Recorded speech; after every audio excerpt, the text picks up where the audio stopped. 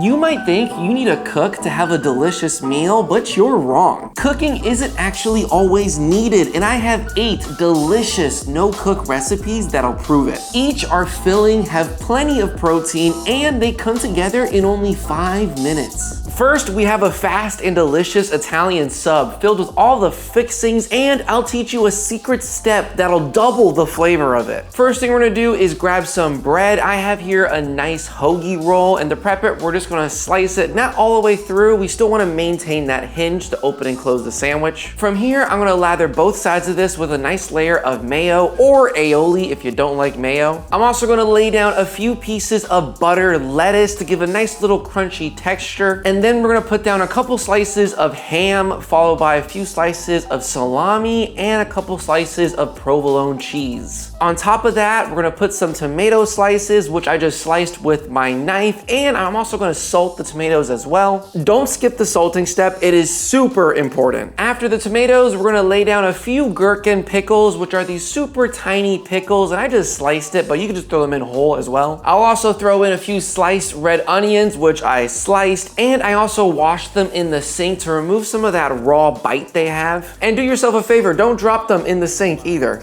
God, I'm so stupid. I'll next drop in a few mild banana peppers, and now this sandwich already has a ton of acidity, so I'm gonna hit it with a little bit of olive oil, and then I'm gonna close this sucker up. But this is the secret here to make this sandwich even better. I'm gonna now wrap it in some parchment paper nice and tightly. This will bring this sandwich together, making it a little bit more uniform, and more importantly, lock in all those flavors, letting them mingle together. After a couple minutes, I'll slice it in half, and behold, a beautiful Italian sub filled with all the flavorings and fixings you would want, requiring no heating elements whatsoever. Just throw it all together and eat it. Next, we have a hearty chicken salad with a cilantro lime vinaigrette, and I'll show you how to get cooked chicken for a no-cook recipe. In a medium-sized bowl, we're gonna throw in a large handful of our mixed lettuce bag. I'm using spinach and butter lettuce here. We'll next throw in 2 tablespoons of corn from a can, and we'll also throw in 3 tablespoons of beans of your choice. I'm using red kidney beans here. Toss in some chopped baby tomatoes, which I just sliced in half, and then we're gonna throw in some tortilla chips as well for some extra crunch. Our cooked sliced chicken, which if you're wondering how I cooked chicken in a no-cook recipe, let me introduce you to the humble rotisserie chicken. A rotisserie chicken is actually the easiest and smartest way to get some cooked protein in your meals without actually cooking it yourself. I cut out one of the breasts from the chicken, removing the skin, and I just sliced it into nice little thin strips. Once the chicken is in the bowl, we're gonna next toss in some sliced manchego cheese, which I'm just using a peeler to give us some nice thin slices here. And now we're gonna pour in our cilantro lime vinaigrette, which you could just use a pre-mixed one, or if you wanna make it yourself, it's super easy. You're gonna grab a large handful of cilantro. This is about 2 cups worth. I'm just gonna quickly run my knife through it just to break it down a little bit. Toss that sucker in a small container, and then we're gonna squeeze in the juice of 1 lime, 1 clove of garlic, pour in about 1 tablespoon of sherry vinegar or a vinegar of your choice. Squeeze in 1 tablespoon of honey, but if you don't like sweetness in your vinaigrette, then just remove the honey entirely.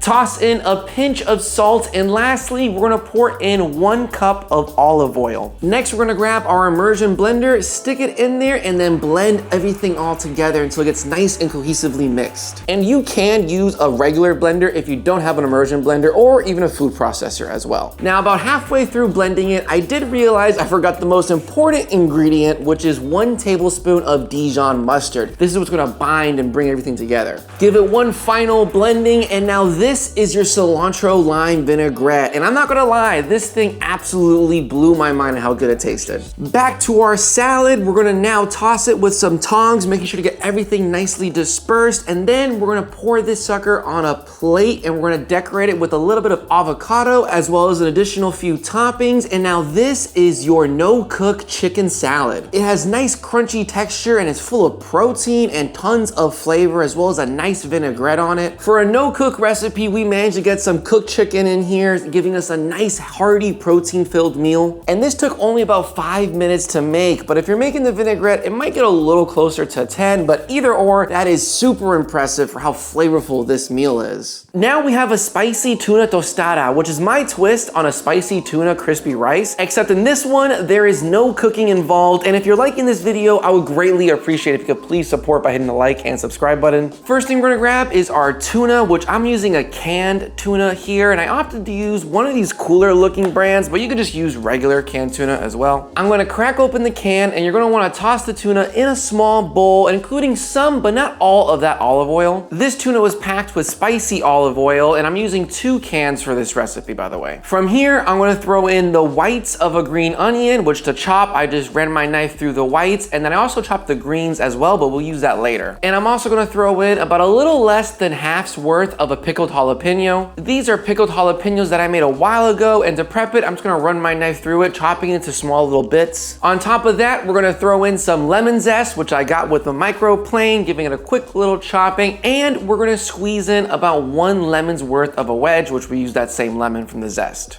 Give it a good mixing, and then we're gonna pour in about 1.5 teaspoons of soy sauce, as well as another squeeze of a lemon wedge. Now this mixture is good, but it doesn't have the heat that I prefer, so I'm gonna also throw in about 1/2 tablespoon of sriracha. Give it one final mixing, and now this is your spicy tuna filling. And now all we need is a crispy vessel for it, which is gonna be our corn tostada. To prep the tostada, all we're gonna do is just throw in 1/2 an avocado in there, making sure to spread it from edge to edge. To cut the avocado, all I did was split it in half, pop out that seed with the edge of my knife, and then give it vertical and horizontal cuts along the whole avocado. Be careful because you definitely don't want to get avocado hand. I'll lastly sprinkle a little bit of salt on top of the avocado as well, and then we're gonna dollop our spicy tuna mixture right in the center of it. We're gonna decorate it with the greens of our green onions, and now you have a no-cook, crispy, spicy tuna tostada. It's put together insanely quickly, and even though it's not fresh tuna, the lime and other ingredients give it a nice freshness that it kind of blew my mind how good this guy was. How good this guy was. I probably shouldn't be saying that. Now it's time for a light but protein-filled hummus and chicken wrap, or a taco technically. First thing we're gonna do is grab our flour tortillas, and then on there we're gonna spread a little bit of hummus. This is a hummus that I made from scratch, but you could just use any regular store-bought hummus. I'll also be sprinkling a little bit of paprika just to give it kind of a little prettier look, if that makes sense. On top of that, we're gonna be placing our sliced chicken breast on there. So similar to our salad recipe, we're using rotisserie chicken here, and we're just slicing the chicken breast nice and thin.